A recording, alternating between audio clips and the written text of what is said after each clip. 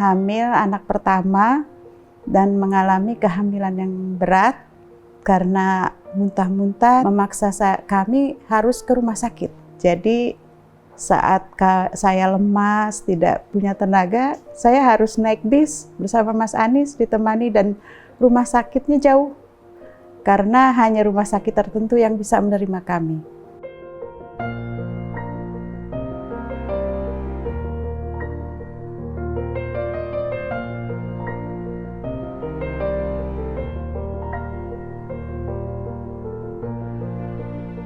Assalamualaikum warahmatullahi wabarakatuh. Saya Ferry Farhati, ibu dari 4 orang anak. Saya akan bercerita tentang membangun keluarga dari nol bersama Mas Anies.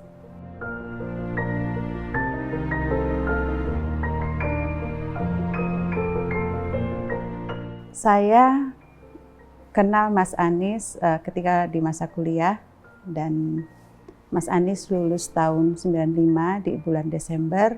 Saya lulus di bulan Februari atau Maret di tahun 96. Nah, waktu itu saya sudah dilamar oleh Mas Anies. Bulan Mei kami menikah. Bulan Mei menikah, tidak lama setelah itu bulan Juli kami berangkat sekolah. Umur kami 27 waktu itu. Dan kami menikah bulan Mei tanggal 11. Mas Anies sudah mendapatkan beasiswa untuk sekolah di Amerika Serikat.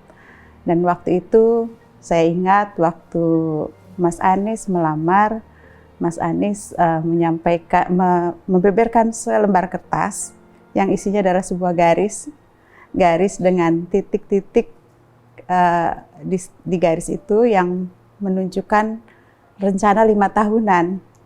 Jadi 5 tahun kita akan sekolah, 5 tahun kemudian kita akan berkarir. Tapi rupanya ceritanya tidak sesuai dengan rencana.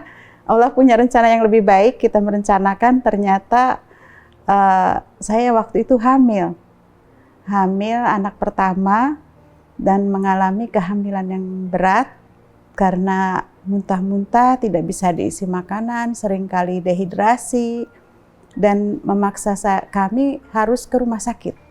Padahal sebagai mahasiswa di negeri orang, tentunya kami hidup prihatin, tidak punya kendaraan, selalu pakai kendaraan umum. Jadi saat saya lemas, tidak punya tenaga, saya harus naik bis bersama Mas Anies ditemani dan rumah sakitnya jauh. Karena hanya rumah sakit tertentu yang bisa menerima kami. Jadi akhirnya diputuskan bahwa saya pisah dulu dari Mas Anies supaya Mas Anies bisa fokus kuliah. Saya meneruskan kehamilannya di Indonesia ditemani orang tua dan juga melahirkan di sana. Jadi momen yang paling berat waktu itu adalah ketika harus berpisah dari Mas Anies. Padahal waktu itu boleh dibilang kami pengantin baru ya, belum setahun kan kami bersama, dan waktu itu memang sudah punya mimpi ingin bersekolah bersama-sama, terpaksa harus berpisah. Dan waktu itu saya hamil 7 bulan untuk kembali ke Indonesia.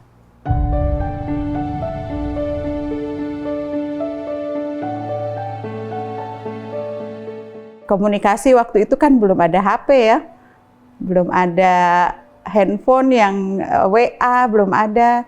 Waktu itu internet juga masih baru, namanya Wasantara, yang kalau mau koneksi saya pilih malam hari dan cuma untuk kirim email. Kalau mau telepon harus pakai kartu telepon internasional yang harganya lumayan mahal. Jadi memang sangat terbatas untuk bisa berkomunikasi.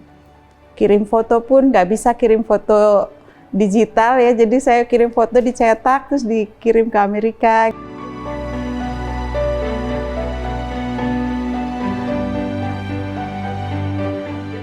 Mas Anies selesai S2 itu tahun 98 atau 99. Nah, usia Tia waktu itu usia 15 bulan.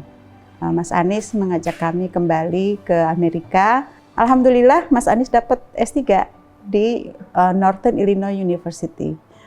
Akhirnya saya bawa Tia naik pesawat sendiri dengan bayi yang Masya Allah sepanjang penerbangan Tia anteng banget. Sampai di Amerika saya dijemput Mas Anies di airport dan Tia melihat ayahnya, dia panggilnya Om.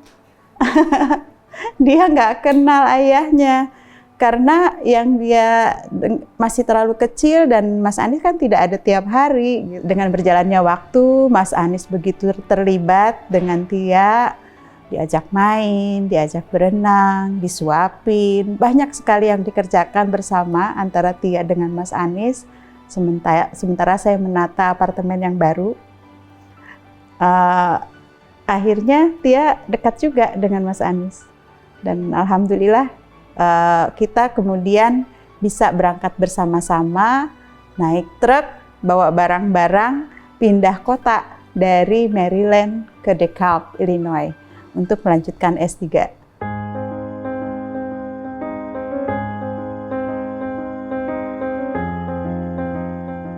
Waktu itu sebetulnya saya lebih fokus untuk ngurusin Tia dulu, karena Mas Aniesnya sendiri S3 itu sangat demanding waktu itu. Jadi kadang pulang sangat malam karena harus mengerjakan tugas di perpustakaan. Dan kami juga belum ada keuangan yang cukup gitu untuk memulai sekolah. Kemudian waktu itu kami hamil anak yang kedua, Mikail. Tahun 2000 Mikail lahir, saya membesarkan 2 orang anak. Sambil nganter Tia sekolah, ngurus bayi, dan lain-lain. Jadi belum terpikir untuk bisa sekolah. Nah, di sana saya rasanya perlu terus mengembangkan diri kan, nggak bisa saya cuma di rumah ngurusin anak gitu. Jadi saya dapat informasi bahwa ada pelajaran untuk orang tua, pendidikan untuk orang tua yang berlangsung selama 6 minggu, seminggu sekali. Kami belajar berbagai hal tentang parenting, dari mulai pertumbuhan dan perkembangan anak, komunikasi, disiplin positif, mengembangkan kemampuan sosial anak, kemudian bagaimana menghadapi perkembangan zaman dalam mendidik anak, dan lain-lain. Ternyata menjadi orang tua dengan pengetahuan itu jauh lebih ringan jalannya daripada yang meraba-raba, yang trial error. Akhirnya saya mendaftar di Family, Consumer, and Nutrition Science di Northern Illinois University, belajar tentang Applied Family and Child Studies dengan bayangan bahwa saya akan membawa ilmu itu ke Indonesia dan saya akan buat program seperti yang saya jalani untuk orang tua di Indonesia.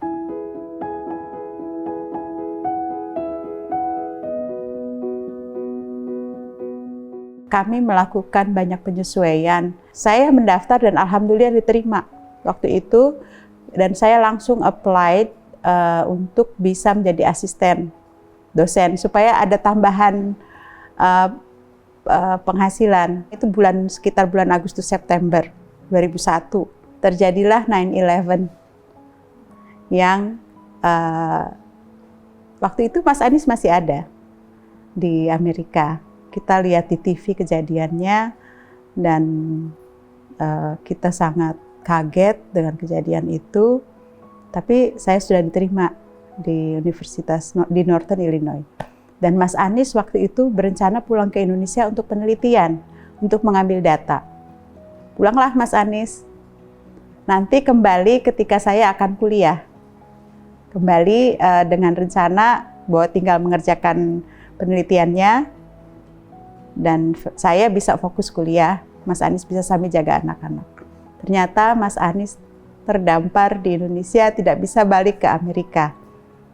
Karena waktu itu ada backlog visa di kedutaan di Amerika karena ada perubahan. Waktu itu kan setelah 9/11 mereka sangat berhati-hati untuk memasukkan orang ke Amerika dan juga prosesnya menjadi lebih lama. Mas Anies terdampar di Jakarta selama 6 bulan dan saya waktu itu baru mulai kuliah dengan anak 2. Jadi itulah sebetulnya masa yang paling berat. Dekap itu kota kecil, orang Indonesia sedikit, dan saya sangat terbantu oleh sahabat saya di sana. Dia mau dititipin anak kalau saya lagi kuliah. Alhamdulillah 6 bulan lewat, Mas Anies bisa kembali.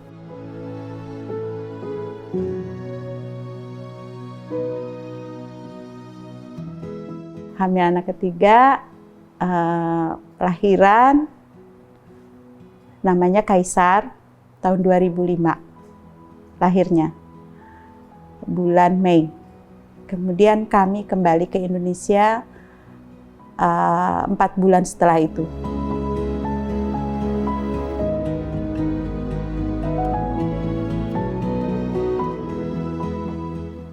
That is deep. Saya mensyukuri semua yang saya lewati, tidak ada yang saya sesali. Menjadi istri Mas Anies itu membuat saya menjadi pribadi yang kuat,